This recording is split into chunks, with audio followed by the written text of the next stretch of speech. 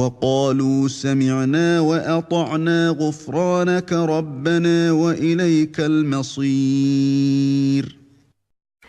Celui qui a vu la lune seul, que ce soit au début du Ramadan ou à la fin, est-ce qu'il est obligé de jeûner seul et de rompre seul, ou il doit jeûner et rompre avec les gens?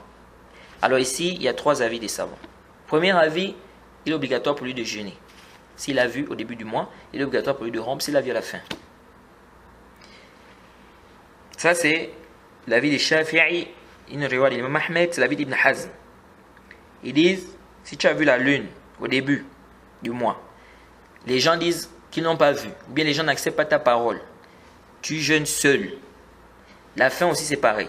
Tu as vu la lune, les gens n'ont pas vu, ou bien les gens n'acceptent pas ta parole, tu romps seul. Mais attention, ils te disent sirran, tu le fais en cachette. C'est quoi le dalil? Ils disent, le prophète Mohammed sallallahu alayhi wa sallam a dit, Soumu li ru'yatihi, wa aftiru li ru'yatihi. Jeûnez à sa vision, rompez à sa vision.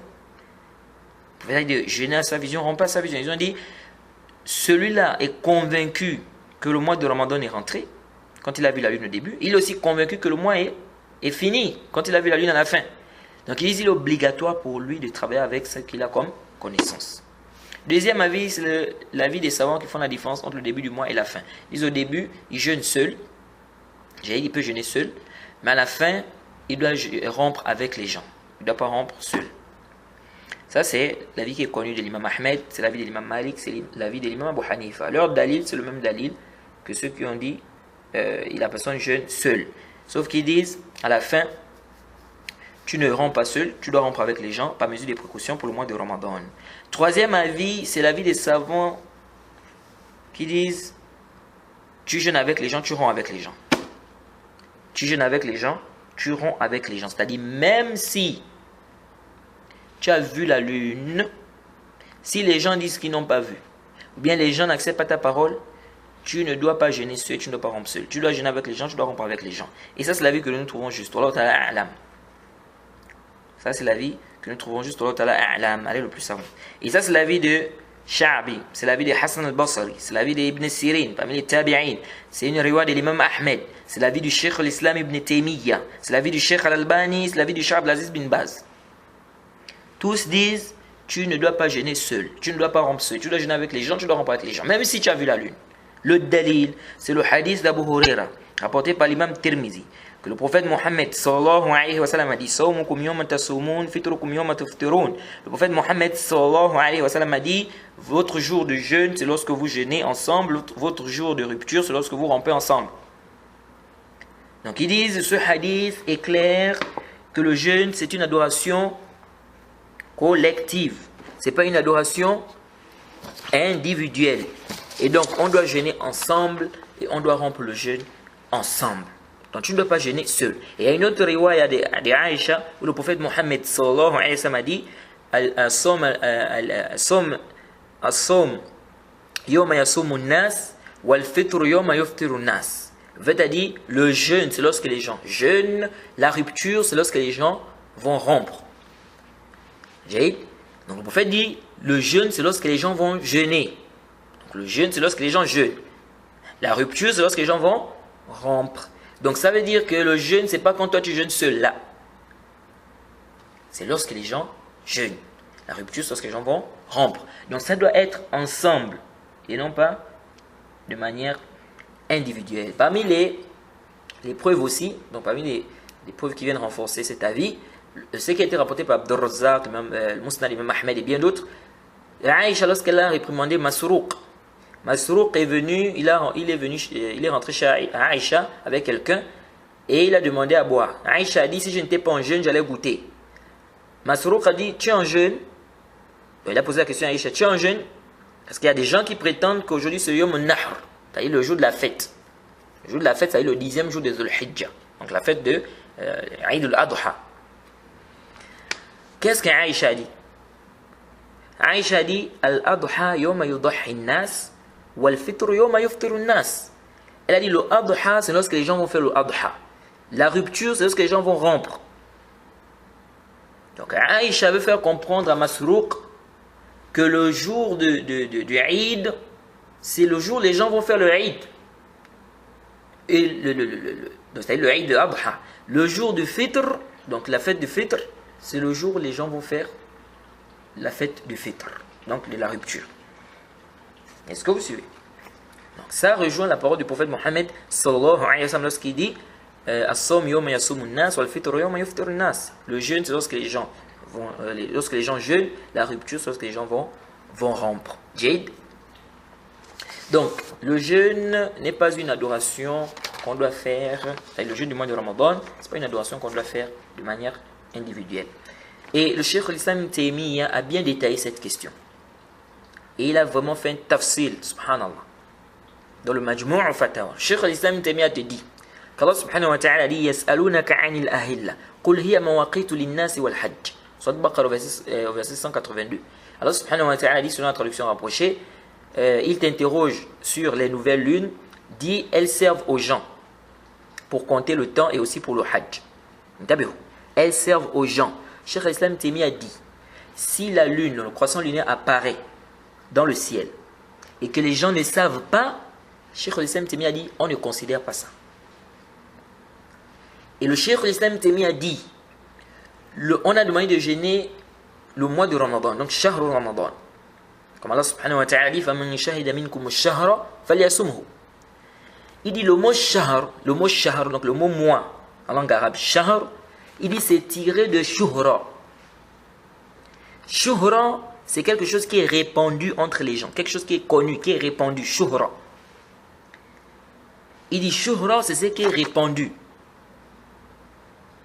Il dit donc, si ce n'est pas répandu entre les gens, c'est pas considéré. C'est-à-dire, si ce n'est pas répandu entre les gens que le mois est rentré, c'est pas considéré.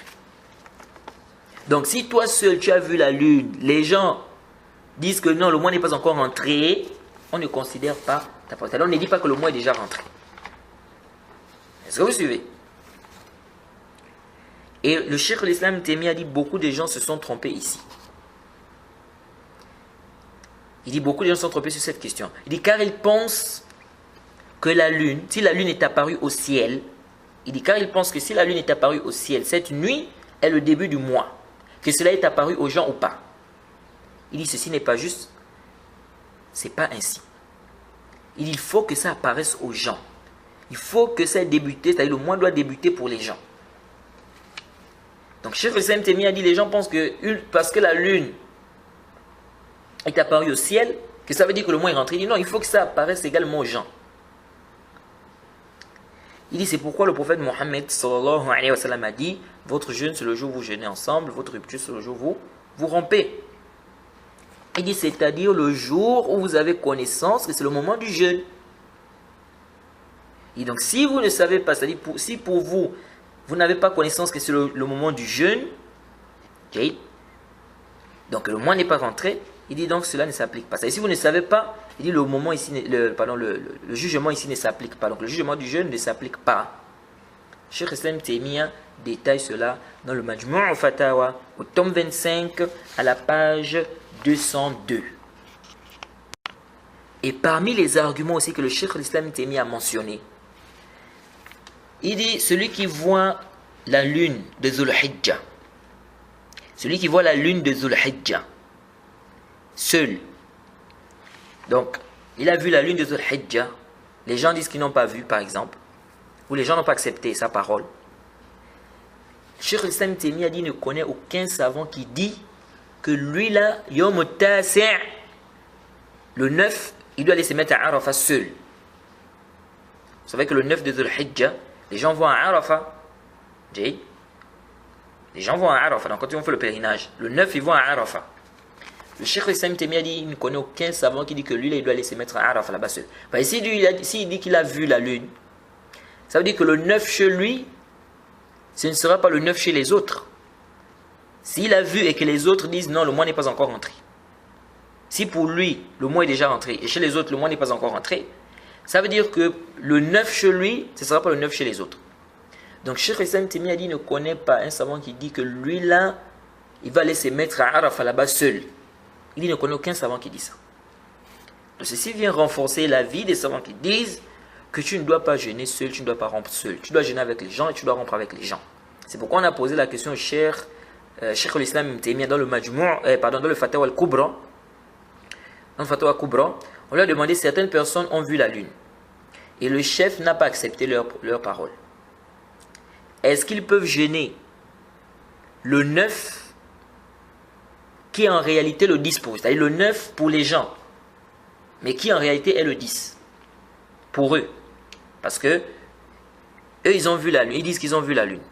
Mais le chef n'a pas accepté. Donc, il demande au Cheikh al-Islam Ibn Taymiyyah, est-ce qu'ils peuvent jeûner le 9? Le 9, c'est-à-dire chez les gens, c'est le 9, qui est pour eux en réalité le 10, parce qu'eux, ils ont déjà vu avant. Parce que s'ils disent qu'eux, ils ont vu la lune avant, ça veut dire que le 9 chez les gens, c'est le 10 chez eux. Et vous savez que le 10, c'est interdit de jeûner, parce que c'est le jour du Eid, c'est le jour de la fête. Le 10 de Dhul-Hijjah, c'est interdit de jeûner parce que c'est le jour de la fête. Il est interdit de jeûner le jour de la fête. Et ça va venir, Inch'Allah, avec tafsir. Qu'il est interdit de jeûner le jour de la fête. Que ce soit le Eid al-Adha ou bien le Eid al-Fitr. Donc le 10 de Dhul-Hijjah, c'est le Eid al-Adha. Donc comme c'est interdit de jeûner, donc il pose la question au Cheikh al-Islam. Est-ce qu'ils peuvent jeûner sachant que pour eux c'est le 10, mais pour les gens c'est le 9? Cheikh al-Islam Taymiyyah a dit, naam, ils peuvent jeûner. Il a dit quoi? Oui, ils peuvent jeûner. Il a dit, jeûne le 9 qui est apparent et connu chez les gens, donc c'est le 9. Il jeûne avec le groupe. Il dit, même si en réalité c'est le 10 pour eux. Même si en réalité c'est le 10. Il a pris le hadith d'Abu Huraira que je vous ai cité précédemment. Votre jour de jeûne, c'est lorsque vous jeûnez ensemble. Votre jour de rupture, c'est lorsque vous rompez ensemble. Et ensuite, il a dit, il se peut que le chef ait été négligent. Peut-être il a rejeté leurs témoignages ou leurs paroles, car il y a de l'inimitié entre eux, ou encore à cause d'une raison non législative. Ou bien il s'est basé sur la parole d'une des personnes qui fait le calcul astronomique. Peut-être que cette personne-là a dit qu'on ne verra pas la lune. Et donc, le chef s'est basé sur cela. Donc, quand ils sont venus dire, nous on a vu la lune, le chef n'a pas pris ça en considération. Tout ça, le Cheikh al-Islam Taymiyyah dit, ils peuvent jeûner, n'est-ce pas, le jour-là, qui est le 9 pour les gens, et qui en réalité est le 10, car ils ont vu, pour eux, ils ont vu la lune. C'est pourquoi Cheikh al-Albani, on lui a posé la question dans le Sislat Huda wa Nour, à la cassette 403, si je ne m'abuse. On lui a posé la question sur le fait de jeûner seul. Donc les gens par exemple ne sont pas en jeûne, toi tu es en jeûne seul pour le mois de Ramadan. Ou encore les gens sont en jeûne, toi tu dis tu ne jeûnes pas. Il a dit la personne doit jeûner avec les gens, la personne doit rompre avec les gens. Et la personne a posé la question, même si les gens là se basent sur le calcul astronomique, il a dit le calcul astronomique ça n'a pas de valeur déjà. Comme on avait déjà vu que on n'a pas à se baser sur le calcul astronomique. Mais qu'est-ce qu'il a dit? Cheikh Al-Ben a dit qu'il jeûne avec les gens. Les autres ont dit, même si les gens là se basent sur le calcul astronomique, il a dit qu'il jeûne avec les gens. Et pourtant, il a dit que le calcul astronomique n'a pas de valeur. C'est pourquoi il tape Yohuna. Au début, quand on a parlé du calcul astronomique, on a dit qu'on ne se base pas sur cela. Mais tu es dans un pays où tout le monde est en jeûne. Toi, tu dis non, moi je ne jeûne pas parce que je n'ai pas vu la lune.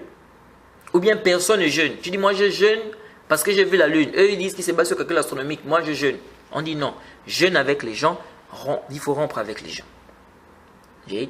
Jeûne avec les gens et rompt avec les gens. Et tout ceci pour éviter les divisions. Ce qu'on voit dans beaucoup de pays. Hein? C'est pourquoi vous allez voir que quand vous posez des questions aux savants sur ces questions-là, hein, dans notre pays, il y en a qui disent qu'on regarde la vision du pays, il y a d'autres qui disent qu'on regarde la vision de ceci ou cela. Les savants te disent, jeûnez avec votre pays. Jeûnez avec votre pays. Et c'est ça la base. C'est-à-dire, toi tu es par exemple au Gabon. C'est pas ce qu'on voit certaines personnes faire aujourd'hui. Tu es au Gabon. Tu jeûnes avec les gens qui sont au Gabon. Mais tu vois des gens qui sont au Gabon, ils te disent, moi je suis sénégalais, je jeûne avec la lune du Sénégal. L'autre dit je suis malien, je jeûne avec la lune du Mali. L'autre dit je suis camerounais, je jeûne avec la lune du Cameroun. L'autre dit je suis congolais, je jeûne avec la lune du Congo. L'autre dit je suis guinéen, je jeûne avec la lune de la Guinée. Et Shahada. Mais tu es au Gabon. Tu es au Gabon. Donc tu jeûnes là où tu es. C'est-à-dire celui qui est au Gabon, il jeûne avec ceux qui sont au Gabon. Celui qui est au Congo, il jeûne avec ceux qui sont au Congo. Celui qui est au Cameroun, il jeûne avec ceux qui sont au Cameroun. Celui qui est en Guinée, il jeûne avec ceux qui sont en Guinée. Et ainsi de suite. Tu es en Arabie Saoudite, tu jeûnes avec ceux qui sont en Arabie Saoudite. Tu ne dis pas non, moi je suis en Arabie Saoudite, je suis un Gabonais, donc je jeûne avec la lune du Gabon. Mais tu es en Arabie Saoudite. Kef. Donc quand on dit tu jeûnes avec ton pays, c'est-à-dire tu jeûnes là où tu es.